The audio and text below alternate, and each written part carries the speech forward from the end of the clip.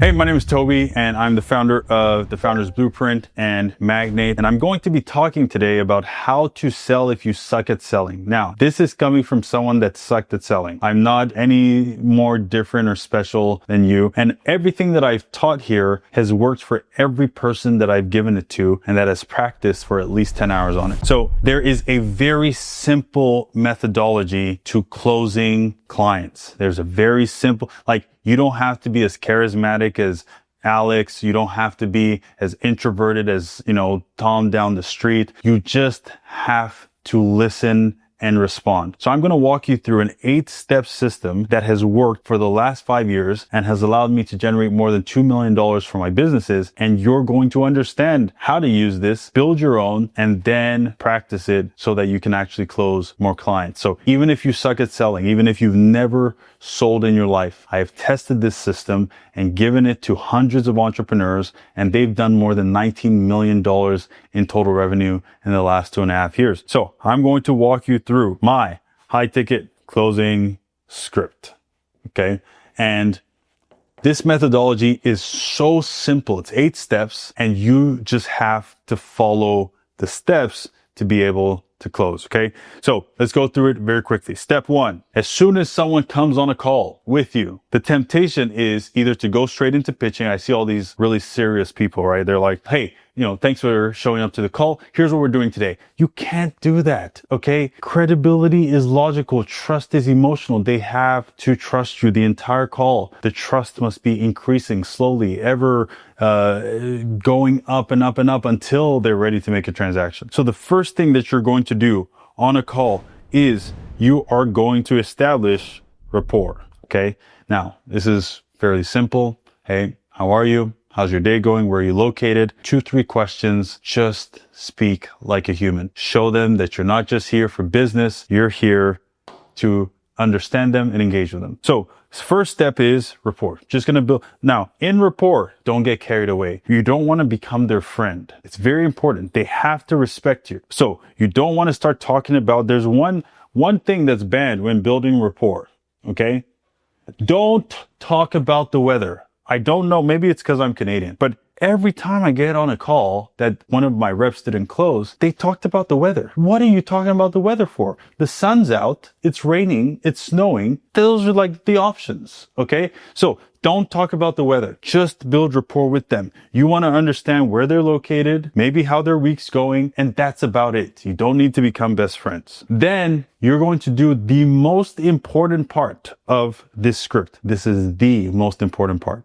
Okay, you're going to do an upfront contract. Now, this is something I learned when I was at Shopify, and I thought it was brilliant. What is an upfront contract? It is simply an expectation. You are setting the expectation for them on what is going to happen on this call. So for us, you're simply going, here's how these calls typically go. I want you to say it with me. Here's how these calls typically go. That sentence has changed the quality of our calls, the number of calls we close. Why? Because they're thinking, okay, what I'm about to go through is normal. This is how the calls typically go, right? And so here's how these calls typically go. Number 1, I'm going to ask you some questions, right? They're like, okay, you're going to ask me some questions first. Great. Number 2, I'm going to evaluate your fit, right? If you're a fit, then I'm going to tell you about the program or about the offer. So first, I'm going to ask some questions. 2, I'm going to tell you about the program. And then 3, you're going to make a decision. Now you're going like, well, I don't want to be a hard salesman. I'm not a car salesman. You're not a car salesman. When you go to the doctor, do you expect him to give you a recommendation or some sort of prescription at the end of it? Or do you want him to call you back 6 months later? Expect them to make a decision. Now they expect to make a decision. So they evaluate what you're about to say in the hopes of making a decision. Does that make sense? So your upfront contract. 1, I'm going to ask you some questions. 2, I'm going to tell you about the offer. And then 3, by the end of the call, I expect you to make a decision. The 4th most expensive or most important thing here is you give them an out. People hate to be trapped. They want their autonomy. People will kill to have their autonomy. So I expect you to make a decision. If it's a good fit, we'll move forward. And if not, we'll go our separate ways. No pressure. Just doing this allows them to evaluate this without being committed. If you say, at the end of the call, you have to make a decision to move forward with us, or at the end of the call, I'm going to take your credit card payment. I'm running just because I don't want to be committed. And if I'm evaluating, I'm going to have my cards up. I'm going to have all of my walls up because I don't want to make a decision before I know what's happening. So be very careful here. Upfront contract, ask questions, tell them about the offer. They're going to make a decision, make that clear that you expect them to make a decision, and then give them an out. Now, that's the second step. It is the most important step in this whole equation, because if you manage expectations, you can manage your sales cycle. Now we got to go through and ask the questions. We're going to do some discovery. Now, when you're doing discovery, I've seen a lot of trainings on like discovery and like, 7 beliefs and all that stuff. Great. I believe that you should be going through a pretty robust discovery. I think the higher the transaction, the more discovery should take and how long it should take. But there's also such a thing as too long for discovery. And there's also such a thing as you're wasting my fucking time by asking me 94 questions. All you need to understand in discovery is 1, where are they now? What's going on now? Why now? Why did they book the call now? What's happening in their lives right now? Where are they right now? That's what you need to understand first. The second thing you need to understand is where are they trying to go later? What is later? A year from now, 12 months from now, 3 years from now? Where are they trying to go later? Okay. And then the third thing is, what is stopping them from getting there on their own? That's it. That's discovery. And if you ask the right questions and if you word it correctly, they will start at the most painful point. They will talk about their ultimate dream, and then they will talk to you and sell themselves on why they need you. That is all you need for discovery. I've used the same 3 discovery questions for the last probably 5 years, and they have never failed me. Okay, I'm not going to tell you what they are, but they have never failed me. Come up with 3 questions that get to the now, the later, and what's stopping them, and you will be able to unearth whatever it is that is going to get them across the line into your offer. This works for B2B, B2C, doesn't matter. Okay. Now, after you've done discovery, 4, you want to recap what they said. You don't want to repeat what they said. Okay. It's very important that you don't repeat what they said because now you sound robotic. So they said, I am currently working as a software engineer. I want to be a founder one day. And I'm just overwhelmed by, how to build a company. And in your recap, you go, okay, so if I understand this correctly, you're a software engineer. You want to be a founder one day and you want to, get over your feeling of overwhelmed because you don't know what to do. Like, you're just repeating what they said. Recapping is saying in their words or saying their words in your own translation. If that's what they said, you can say, okay, so here's what I'm understanding. You're working in a job that you no longer like. Your dream is to work from anywhere in the world. And you're doing this because you want to be able to spend more time with your family. The only thing that's stopping you, though, is that you're overwhelmed by what it means to build a business. Is that correct? If you recap and you use different words, they know you're listening. And because they know you're listening, here, trust is up. Here, trust is up. Here, trust is up. And then here, trust is way up.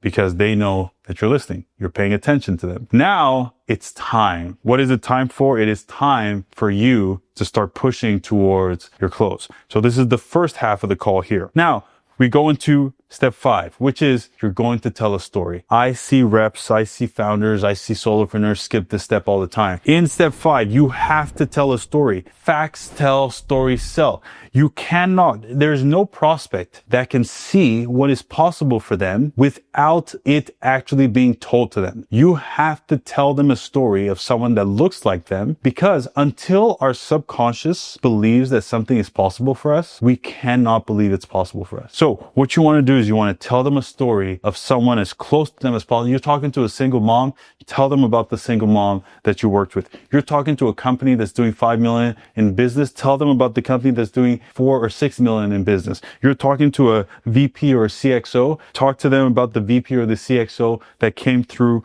your program. Talk to them and get them to see themselves in someone that has seen results in your offer. Now, you go to step 6. This is where you walk them through the offer. Now, here's what I see. People just walk through like some of the details. Go through every detail. Your job is to have no objections at the end of your call. Objection handling is a trap, by the way, because if you get to end the call and now you're going through 17 questions, why didn't you just answer the questions? How long is it? How long? What does it take to see results? What's included? What do I get? When does it start? How does it start? When are the calls? How long does it last? Answer all of this here. Get it through their skull, every detail of the offer. Then we go into step 7, which is the pricing. This is where everyone panics. You don't want to say your price because if it's too high, they're going to bail. If it's too low, you're going to lose money. But this is one of the most important parts of the call too. You have to make money. So how are you going to make money? You're going to make money by telling them the price and then creating urgency. You're going to tell them the price and you're going to create urgency. So how do you do this? In your price, you're going to give them a standard price. This is what we normally charge for this offer, the standard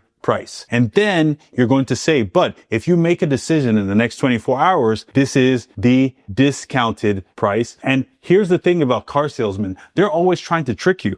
You can't trick people here. You got to just be honest. I tell people honestly, I'm going to give you a discount for making a decision faster. And I've done this for as long as I've run business. You make a decision faster, you get incentivized to do it. And you give them your standard price, which anchors the value of your program. And then you give them the discounted price, which allows them to move even faster. And then finally, it's time to close. And here's what I always see. I'll send you the link. You take care of it. And then what are you doing? You're going to lose that sale. As soon as they get off the call, if they have not made a decision, a deposit, a commitment, a contract, if they've not done something, you can count that sale as closed lost.